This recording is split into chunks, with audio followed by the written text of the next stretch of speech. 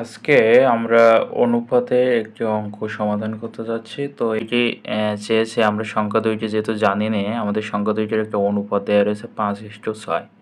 তো আমরা এখানে সাধারণত সংখ্যা দুইটি ধরে নেব 5ক আর 6ক। তাহলে আমরা দুইটা সংখ্যা ধরে নিলাম, একটা 5ক আর একটা 6ক।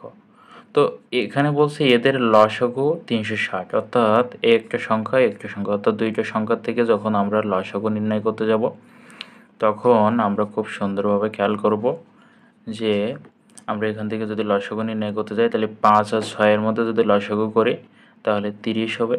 আর ক যেহেতু উভয় সংখ্যার ক রয়েছে, অর্থাৎ কি আমরা একটা ক নেব।